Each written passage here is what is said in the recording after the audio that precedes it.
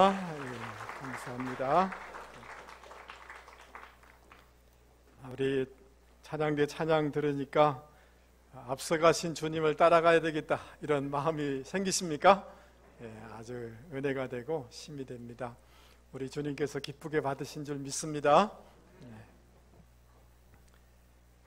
최근에 그 SBS라는 방송국에서 꼬리에 꼬리를 무는 그날 이야기 이런 프로그램이 있는데 이방인의 엄마의 살인 고백 이런 주제로 이 내용이 다뤄졌습니다. 근데 알고 봤더니만 이전에 문성근 씨라는 분이 진행한 그것이 알고 싶다 이런 내용이 있었죠. 이런 내용에서 이미 다뤄졌던 내용이라고 합니다.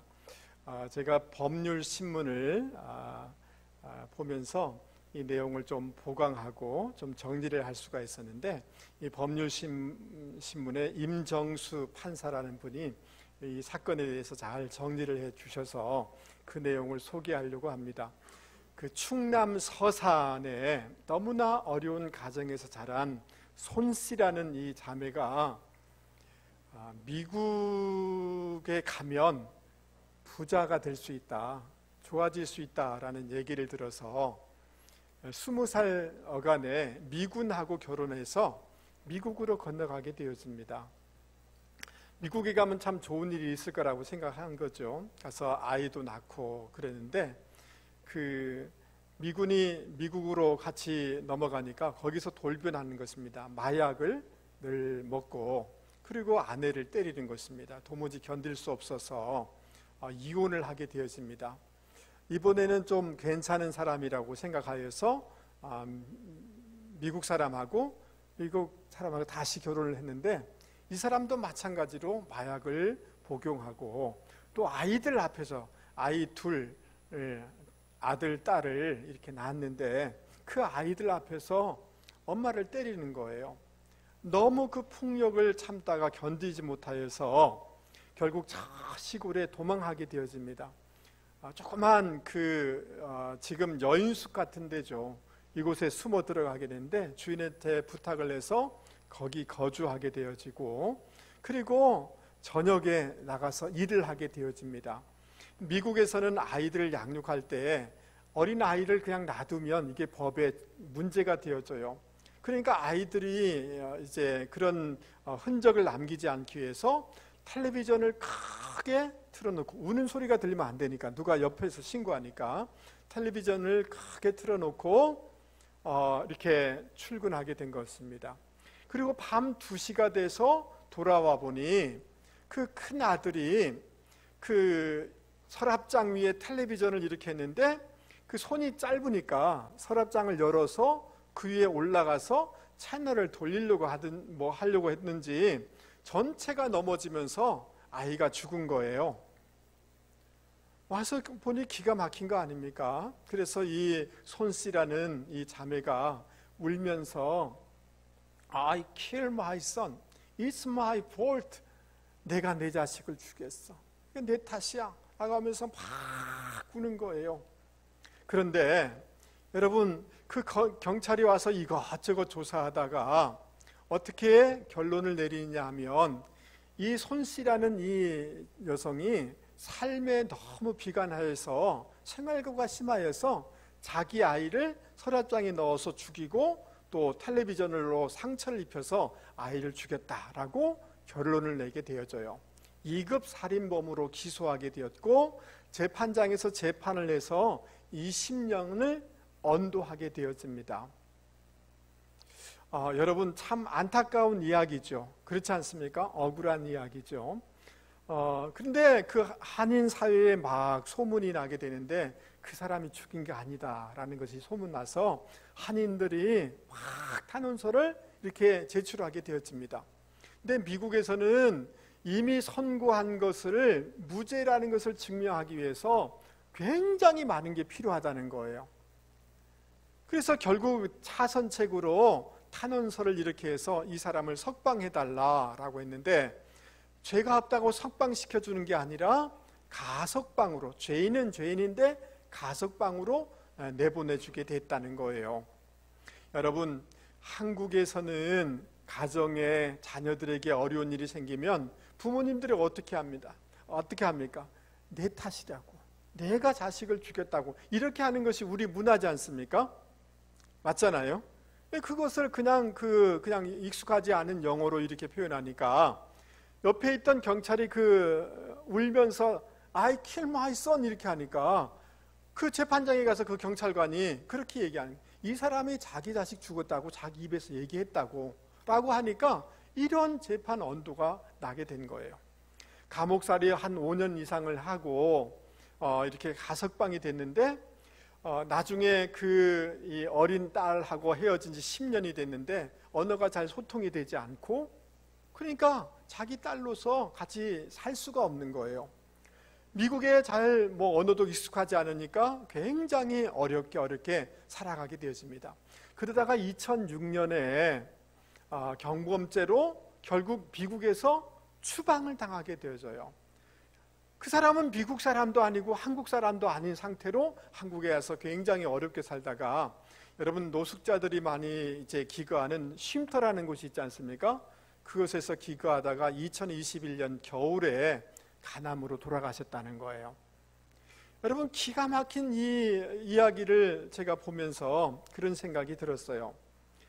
그렇게 선진국이고 부유한 나라고 민주주의의 최고의 나라라고 하는 곳에서 이 자매의 억울함을 보상해 줄 수도 없고 회복시켜 줄 수도 없는 거예요.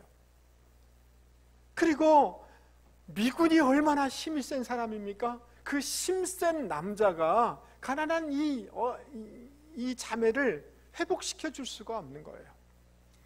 미국의 한 백인이, 잘생긴 백인이 이 자매의 상처를 보다듬고 이렇게 회복시켜 줄 수가 없는 거예요.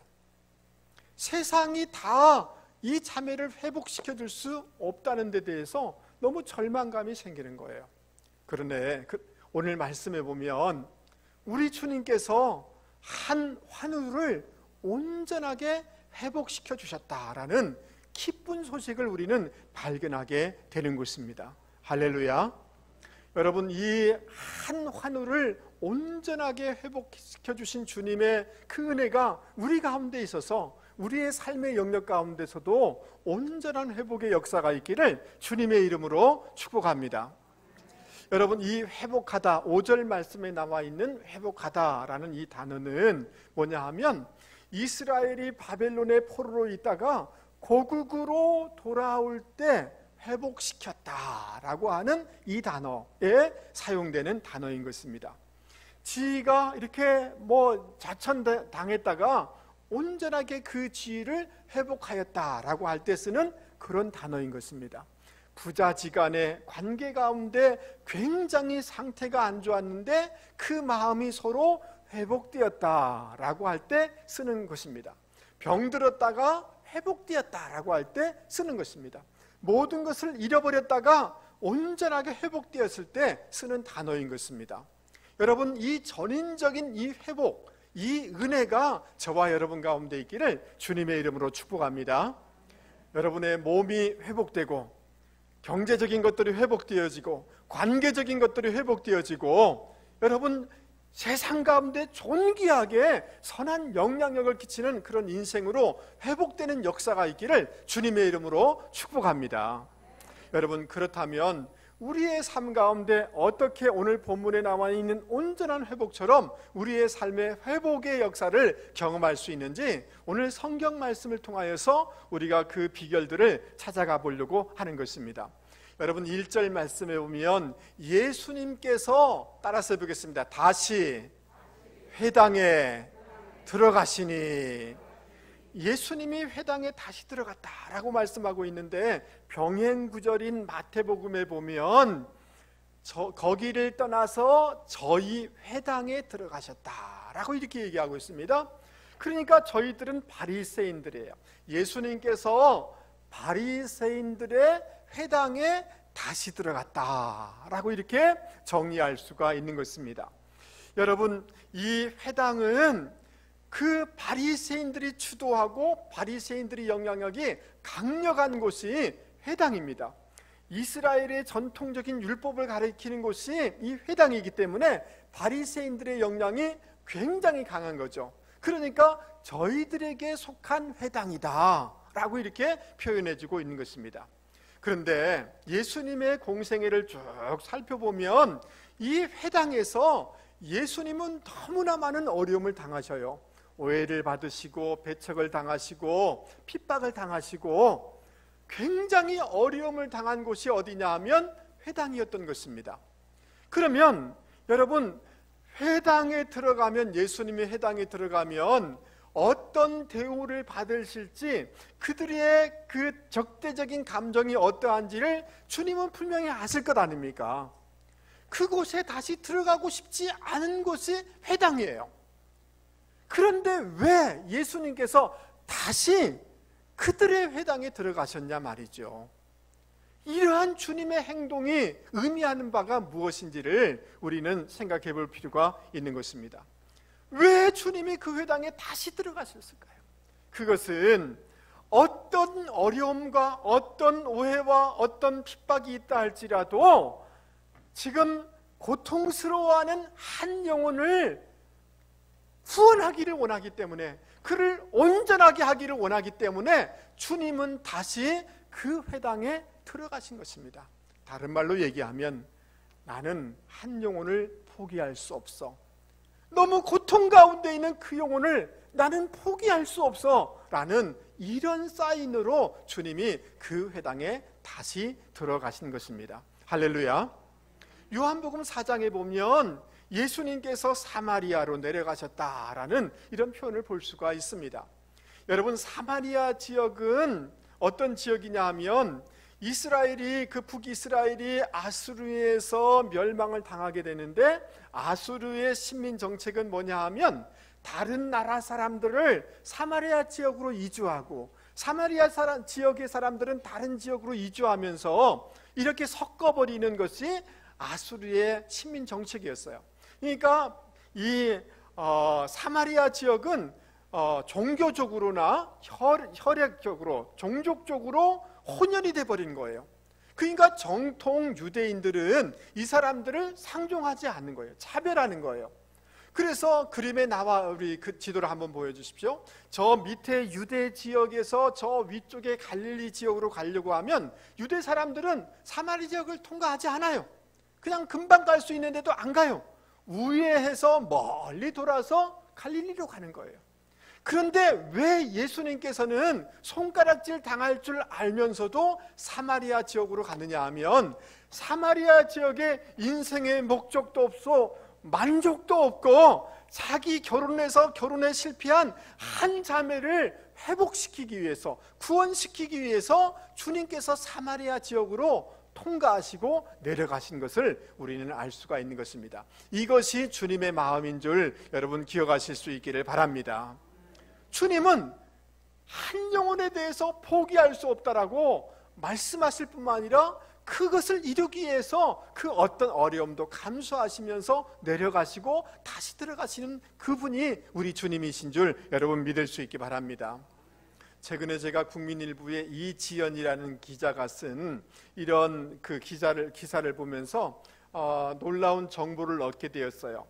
여러분, 한 번씩은 뉴스에 보면 많은 고래나 이런 것들이 그 바닷가에 올라와서 죽임을 당했다라는 이런 기사를 본 적이 있지 않습니까? 여러분, 이것을 뭐라고 하냐면 스트랜딩이라는 단어를 쓰는데 자초를 당하는 거죠. 고래들이 자초를 당하는 현상이 있는 것입니다. 최근에도 호주에서 270여 마리가 해안가로 다 올라온 거예요. 그래서 사람들이 막 바다로 내밀어서 그래도 90여 마리가 그 해안가에서 죽은 일이 벌어지게 됐어요. 여러분, 왜 이 스트랜딩 현상이, 자초 현상이 일어나는가? 학자들이 연구를 하는데 첫 번째 이론은 뭐냐 하면 먹이를 쫓다가 또는 다른 곳에 의해서 쫓김을 당하다가 목적지를 잃어가지고 바닷가로 올라오는, 해안가로 올라오는 이론이 있다는 거예요. 두 번째는 뭐냐 하면 이 생태계가 오염이 돼서 여러 가지 환경이 오염이 돼서 먹을 것이 없고 먹이 고갈되면서 이런 일들이 벌어진다는 거예요. 세 번째, 주목하게 되는 세 번째 학자의 이론은 뭐냐 하면 현대인들이 많은 기자재들을 쓰지 않습니까? 배, 선박, 잠수함에서 여러 가지 소음과 초음파를 이렇게 발산하게 되는데, 그래서 방향 감각을 잃게 된다는 거예요. 그리고 그 자기의 무리들과 함께 서로 교신을 하면서 우리가 이쪽으로 간다, 같이 가자, 이렇게 하는데 이게 교신이 끊어지게 되면서 이 고래들이 무리와 단절되게 되어지고, 고독해진 그 고래들이 삶의 의욕을 잃어서 해안가라서 올라와서 죽게 된다는 거예요. 세 번째 주목하는 것이 세 번째 이런 이론이에요. 여러분, 최근에 송파구에서 새 모녀가 자살했다는 기사가 나온 적이 있습니다. 여러분, 아버지는 암으로 돌아가시게 되었고, 어머니가 식당 일을 하다가 다쳐서 일을 할 수가 없는 거예요. 큰딸은 여러 가지 질병으로 병치료를 하고 있는 것이고, 그리고 이 막내딸은 아르바이트를 하면서 겨우 그 집안을 생계를 책임지게 되는데, 세 사람을 책임지는 게 얼마나 많은 돈이 필요하고 병원비가 얼마나 많이 들어갑니까? 감당할 수 없어서 카드를 긁다 보니까 신용불량자가 된 거예요. 그래서 가정을 유지할 수가 없어서 이 세 모녀가 자살을 하게 된 거예요. 그러면서 유언을 남겨둔데, 마지막 집세와 공과금입니다, 죄송합니다 라고 하면서 70만 원을 거기다 놓고 세 모녀가 죽은 거예요. 여러분, 탈북할 때 얼마나 소망을 가지고 이 남한에 내려왔겠습니까? 그런데 여러분, 그 탈북한 여자와 어린 아이가 그 죽었는데 죽은 지 2개월이 지났어요. 바싹 말라가지고 발견이 됐는데 냉장고를 열어보니 먹을 것이 없는 거예요. 이 대한민국의 이 백주대낮에 먹을 것이 없어서 죽은 거예요. 여러분, 다른 이 사회복지의 사각지대에 있었기 때문에 이런 것도 생겼지만, 어떤 무리와의 교류가 생기지 아니한 소외된 이런 사람들이 어려움을 당한 거예요. 만약 이 사람들을 누군가 관심을 가지고 당신은 소중하다고, 그래도 버티라고, 그대로 이겨나라고 서로 격려해주고 도움을 줬다면 이 어려움을 이겨낼 수가 있지 않았겠습니까? 그런데 이런 사랑의 시그널을 줄 수 있는 곳이 다 차단됐기 때문에 이런 죽음의 역사가 일어나게 된 것입니다. 여러분, 오늘 우리 주님께서 이렇게 말씀하시고 있는 것입니다. 우리 존재를 보면서 너는 네가 나이가 들고 네가 병들어도 나는 너를 소중히 여겨. 나는 너를 포기할 수 없어. 나는 너와 함께 할 거야. 라는 이 사랑의 음성을, 사랑의 시그널을 주님이 우리 가운데 들려주고 있다는 것을 여러분 기억하실 수 있기를 바랍니다. 예상치 못한 경제적인 어려움이 있을 수 있습니다. 병이 내가 원해서 걸리는 병이 어디 있겠습니까? 원치 않은 병이 우리 가운데 올 수가 있습니다. 여러분, 코로나로 인하여서 많은 영역이 무너진 부분들이 있습니다. 오늘 우리의 삶의 자질을 바라보면 오늘 기도해 주신 것처럼 캄캄할 수밖에 없어요. 절망할 수밖에 없어요. 그러나 주님이 이렇게 말씀하십니다. 사랑하는 딸아, 사랑하는 아들아, 나는 어떤 대가를 지불하더라도 너를 포기할 수 없어. 나는 너를 회복시킬 거야. 나는 너를 구원할 거야. 나는 너를 도와줄 거야. 라는 이 음성을 오늘 저와 여러분에게 이 성경 말씀을 통해서 들려주고 있다는 것을 여러분 꼭 기억하실 수 있기 바랍니다.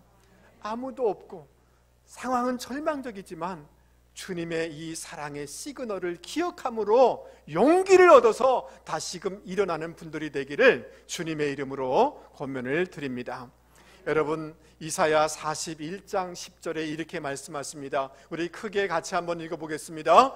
두려워하지 말라, 내가 너와 함께함이라. 놀라지 말라, 나는 내 하나님이 됨이라. 내가 너를 굳세게 하리라. 참으로 너를 도와주리라. 참으로 나의 의로운 오른손으로 너를 붙들리라. 할렐루야. 주님이 시그널인 줄 믿습니다. 여러분, 바벨론에 의해서 포로가 되어지고 살 수가 없어서 아이를 낳았는데 핏덩이를 버리는 일들이 막 그냥 백주대낮에 일어나는 거예요.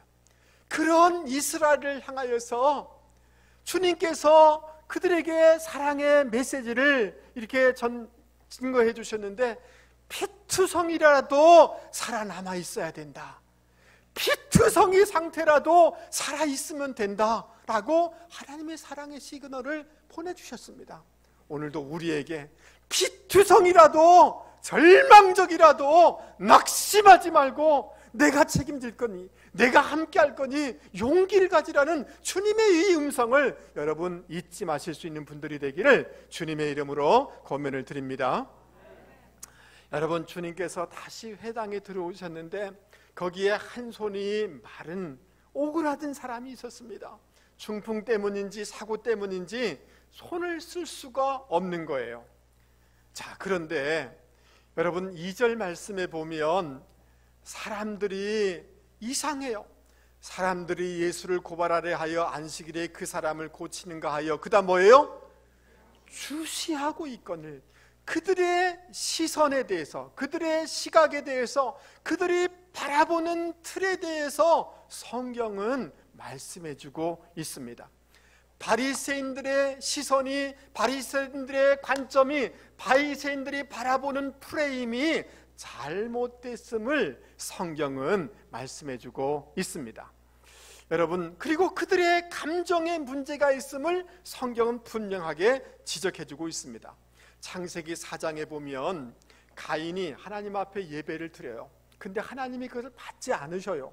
왜냐하면 사제의 은총을 받기 위해서 하나님께 나아갈 때는 짐승의, 어린 양의 예배를 드려야 되는데, 자기 공로와 자기 의를 가지고 하나님 앞에 예배를 드릴 때 하나님은 가인과 그 예배를 받지 않으셨어요.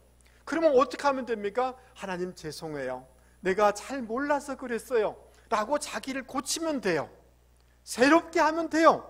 그런데 가인이 울그락불그락 하면서 하나님 앞에 화를 내고 주변 사람들에게 화를 내요. 그때 하나님이 이 가인에게 주신 말씀이 있어요.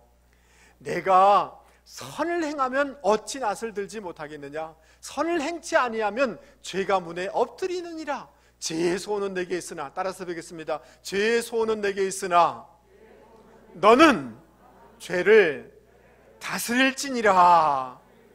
죄를 어떻게 하라고요? 다스리라고. 죄의 소원은 있지만 죄를 다스리라고, 죄를 관리하라고, 죄된 소욕들을 경영하라고 하나님이 말씀해주고 있어요. 여러분, 우리가 신앙생활 하다 보면 실패할 수 있어요. 실수할 수 있어요. 잘못된 선택을 할 수 있어요. 그때 우리의 삶을 잘 경영하고 새롭게 고쳐나가고 이렇게 할 필요가 있는 줄 여러분 믿을 수 있기를 바랍니다. 여러분, 오늘 바리새인들을 한번 보시기 바랍니다. 예수님이 이 병들고 어려운 사람을 고치는가 엿보았다라고 얘기했는데, 엿보다라는 이 단어는 계속해서 바라봤다는 거예요. 감시했다는 거예요. 함정을 만들어 놓고 계속해서 감시하고 있었다는 거예요. 여러분, 굉장히 우연적으로 생긴 것처럼 보이지만 실상은 그게 아니었다는 거예요. 그들의 눈이, 그들의 마음이 예수님을 함정에 빠뜨리기 위한 것임을 우리는 알게 되는 것입니다. 여러분, 그들의 마음의 프레임이 잘못된 거예요. 여러분, 그 서울대의 최인철 교수님이 프레임이라는 이런 책을 만들었는데, 여러분 저 책자를 보십시오. 그 창에마다 구름이 다르죠? 그 다음 그림을 한번 보여주세요. 어떤 창으로, 어떤 마음의 창으로 보느냐에 따라서 다르게 보이는 거죠. 그렇잖아요? 그렇죠? 여러분, 이 바리새인들은 이 사람과 이 사건과 이 정황을 율법을 어기는지 안 어기는지 판단의 그 창으로, 프레임으로 바라보려고 애를 쓰고 있는 것입니다. 적대적이고 경쟁적이고 자기들의 어떤 기득권을 뺏어갈지 않을까 하는 비교의 프레임으로 예수님을 바라보고 있는 거예요. 그리고 한 영혼이 이렇게 고통스러워하고 있는데 그 사람조차도 자기를 위한 수단의 그 프레임으로 바라보고 있는 거예요. 그러나 주님은 긍휼의 마음으로, 긍휼의 프레임으로 이 영혼을 바라보니까 너무 당신이 가슴이 아픈 거예요. 그래서 그 사람을 치료해 주게 된 것을 볼 수가 있는 것입니다. 여러분, 정치인들은 늘 잘못된 자기들만의 자기 진영의 프레임으로 이걸 바라보고 그리고 선동을 해요. 여든 야든 다 그렇습니다. 여러분, 그러나 믿음의 사람은 주님의 시각으로 이 모든 환경과 사람을 바라봐야 되는 줄 여러분 믿을 수 있기를 바랍니다. 감사의 프레임으로 바라보면, 감사의 눈으로 바라보면 머리부터 발끝까지 다 감사할 제목이 나오게 되는 줄 믿습니다. 믿음의 그 눈으로 바라보면 고난 너머의 하나님의 축복이 보여지게 되는 줄 믿습니다. 긍정의 그 창으로 바라보면 소중한 일들이 너무 많이 우리 가운데 일어나게 되는 줄 여러분 믿을 수 있기 바랍니다. 그러므로 우리의 삶에, 우리의 관계에 회복의 역사가 있기를 여러분 원하십니까? 그러면 다른 것이 행하기 이전에 우리의 마음의 창의 프레임을 잘 경영해 나갈 수 있는 저와 여러분이 되기를 주님의 이름으로 축복합니다. 아멘. 예. 두 번째, 여러분, 이 사람들이 예수님을 고발하기 위해서 지금 이 행동을 벌이는 거 아닙니까? 그들의 동기와 목적이 잘못됐음을 성경이 말씀해주고 있습니다. 겉으로는 종교적인 열심이 있습니다. 율법을 잘 지키는 사람처럼 보입니다. 그러나 그들 내면에 있는 동기와 목적이 제대로 되지가 않은 거예요. 관리되지 않는 거예요. 그래서 문제인 거예요. 여러분, 저를 한 번만 보십시오. 옛날에 그 마도로스 또는 선장이 되는 것 얼마나 큰 비전이었습니까? 한 청년이 큰 외항선의 선원이 되기 위한 꿈을 가지게 됐습니다. 그래서 항구에 갔습니다. 많은 사람들이 있었지만 사람들을 그의 의지를 보면서 이 사람이 우리 배의 선원이 됐으면 좋겠다라고 선발이 됐습니다. 그는 배에 들어가서 제일 밑바닥에서 노 젓는 일을 하게 되었습니다. 쉴 새 없이 쉬지 않고 눈을 쥐었습니다. 항해를 시작했는데 위에서 여러 가지 소음도 들리고 소리도 들리지만 그런 거 살피지 아니하고 자기가 맡긴 일을 열심히 노를 저었습니다. 그리고 마침내 그 배가 그 목적지에 도달하게 되었습니다. 그리고 그가 갑판에 올라왔습니다. 여러분, 웬일입니까? 그 배는 해적선이었던 것입니다. 자기는 열심히 했는데 사람들을 해롭게 하는데 간접 공범이 되는 것입니다. 여러분, 우리가 신앙생활 열심히 할 수 있습니다. 공부 열심히 할 수 있습니다. 직장생활 열심히 할 수 있습니다. 그러나 또 어떤 위치와 어떤 직분을 얻고자 애쓸 수 있습니다. 그러나 늘 우리가 점검해야 될 것이 있는데 그 동기가 뭐지? 나의 이 목적이 뭐지? 우리의 동기와 목적을 점검하고 관리하고 경영해 나갈 수 있는 저와 여러분이 되실 수 있기를 바랍니다. 할렐루야. 여러분 주변에 좋은 사람들이 많기를 바랍니다. 아멘 하시죠? 그런데 그렇게 사람을 모으는 동기와 목적이 뭔가를 점검해 볼 수 있기를 바랍니다. 아멘. 그러니까 이 공부하는 목적이 없으면 여러분 이게 문제가 될 수가 있는 거예요. 릭 워렌 목사님이 목적이 이끄는 삶이라는 책이 있지 않습니까? 목적이 없으면 과거와 상처와 세상 사람들의 이목과 이런 것들이 우리를 주도하게 된다라고 이분은 얘기하고 있습니다. 여러분, 우리는 하나님을 기쁘게 하기 위해서 창조된 존재인 줄 믿습니다. 이것이 하나님의 기쁨이 될까? 이것이 하나님께 영광이 될까? 이것이 다른 사람들에게 유익이 될까? 이것이 축복의 통로가 되는 그런 사업인가? 일인가를 점검해 보시고 그게 맞다면 그 일에 헌신하실 수 있기 바랍니다. 여러분, 내가 어떤 직업을 가지고 열심히 돈을 벌어요. 돈을 조금 더 벌을 수 있어요. 근데 신앙을 잃어버리고, 그런데 이것이 가정을 파괴하고 이것이 내 신앙을 무너뜨리라는 그런 목적이라면, 동기가 있다면 그것을 버려야 되는 것입니다. 늘 우리의 신앙의 동기와 목적을 잘 경영해 나갈 수 있는 저와 여러분이 되기를 주님의 이름으로 권면을 드립니다. 할렐루야. 여러분, 3절 4절 말씀 보십시오. 예수님께서 손 마른 사람에게 일어나라 라고 이렇게 말씀하시고 이렇게 말씀하십니다. 선을 행하는 것과 악을 행하는 것, 생명을 구하는 것과 죽이는 것, 어느 것이 옳으냐라고 질문하셨어요. 여러분, 어느 것이 옳습니까? 생명을 구원하는 것이 당연히 옳은 거죠. 그렇지 않습니까? 그런데 문제는 그 앞에 수식어 하나에 따라서 달라질 수 있습니다. 안식일에 라는 단어가 들어가면 달라지게 됩니다. 이 바리새인과 이 유대인들은 안식일에 일을 행하면 이게 율법을 어기는 것이라고 해석을 했습니다. 여러분, 율법의 본질은 사람을, 생명을 살리는 것이 율법의 본질적인 목적인 줄 믿습니다. 할렐루야. 여러분, 그런데 이들은 그 율법을, 모세의 법을 자기들의 시각으로, 전통으로 해석을 해서 지금 한 영혼이 고통을 당하는데, 한 영혼이 죽어가고 있는데 그것을 고치는지 법을 어기는지 이 시선으로 율법을 바라보고 해석을 하고 있는 거예요. 이들의 해석력이 문제가 있었던 것입니다. 할렐루야. 주님은 안식일의 주인은 주님이시고 안식일은 사람을 위해서 있다는 것을 주님이 선포해 주셨습니다. 하나님은 안식일을 주셔서 우리가 안식하고 쉬기를 원하시는 줄 믿습니다.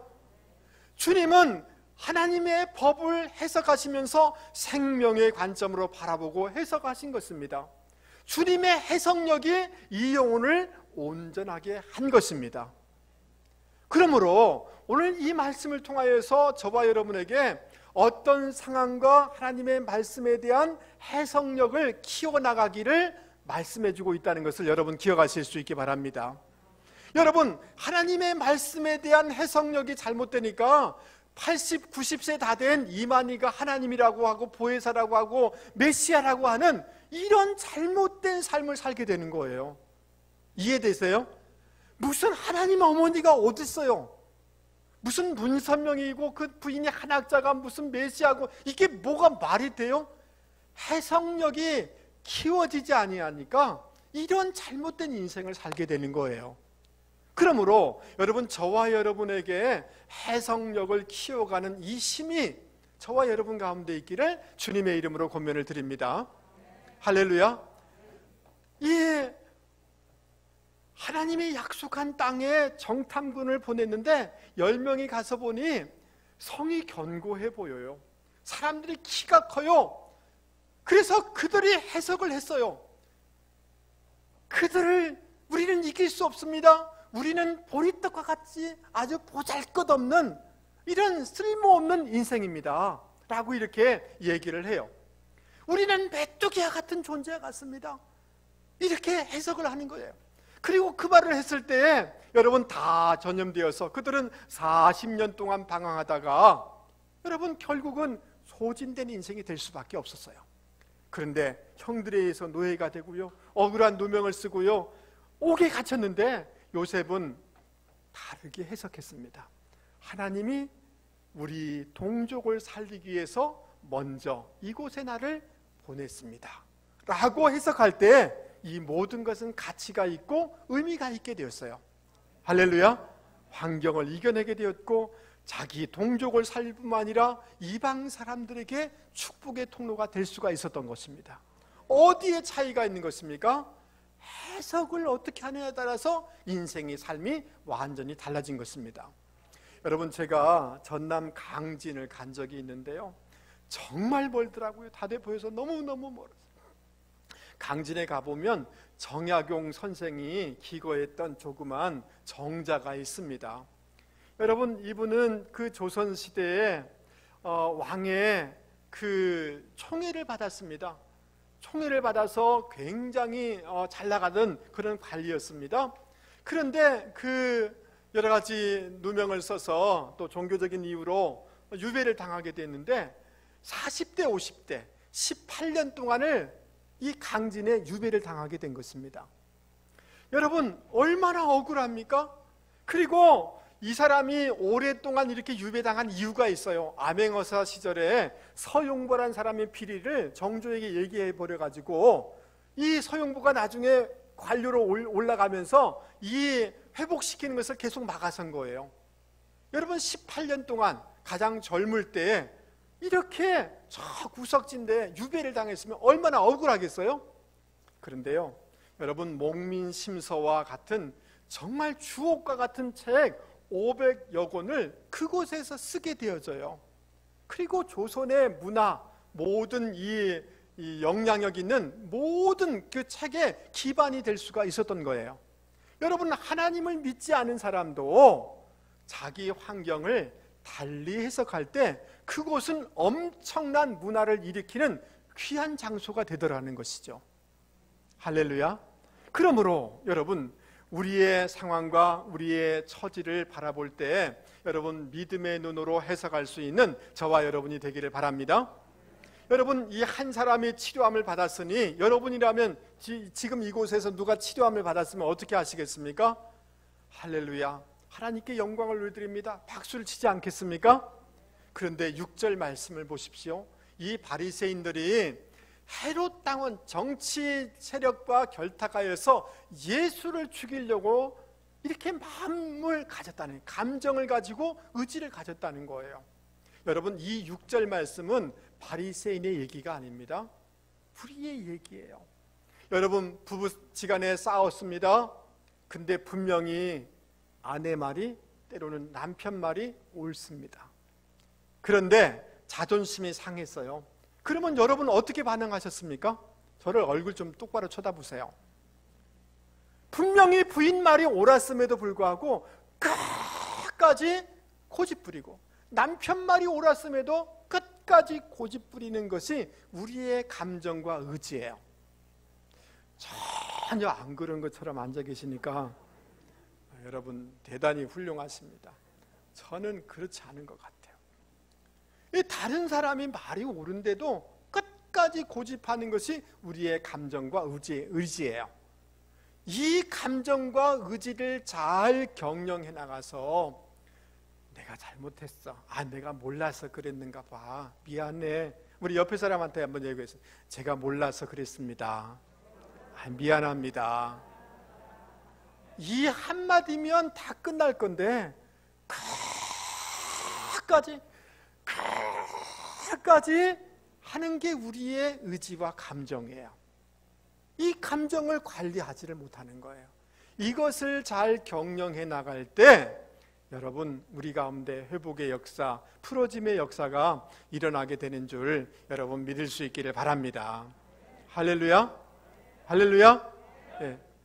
여러분 새로운 눈으로 바라보실 수 있기 바랍니다. 여러분 옆에 사람 얼굴을 쳐다봐 보세요. 우리가 인사를 한번 하겠습니다. 집사님 오늘 처음 만나서 너무 반갑습니다. 새롭습니다. 여러분 저를 한 번만 보세요. 여러분 우리가 연애한 지 한 달이 됐으면 어떤 눈으로 바라볼까요? 모든 것이 신비롭고 모든 것이 감사하고 그렇지 않겠습니까?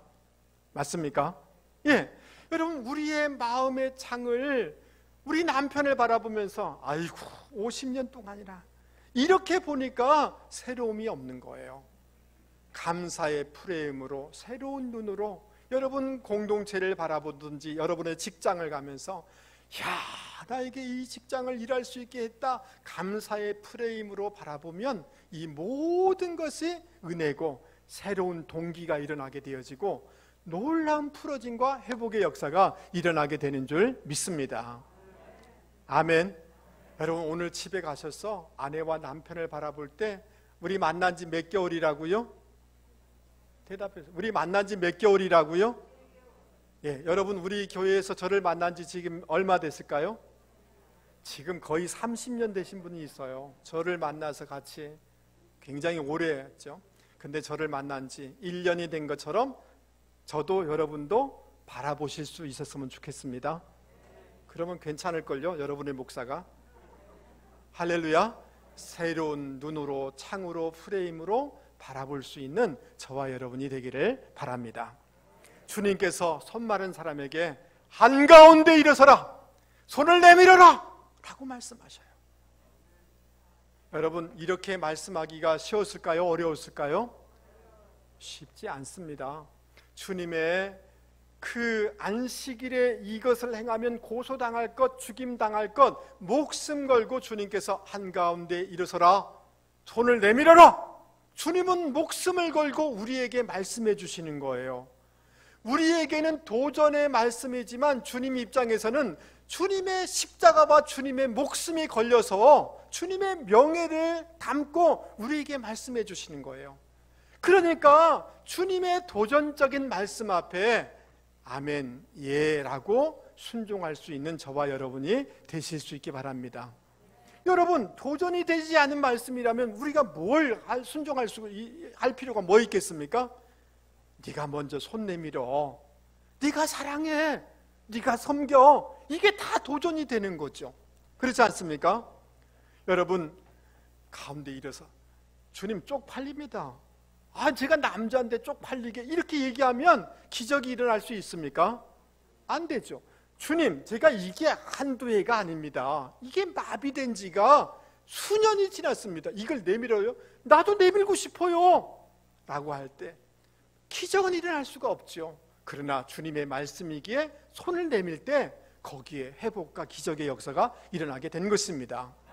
여러분, 주님께서 모세에게 그 홍해를 향해서 지팡이를 내밀라 라고 할 때 홍해가 갈라졌습니다.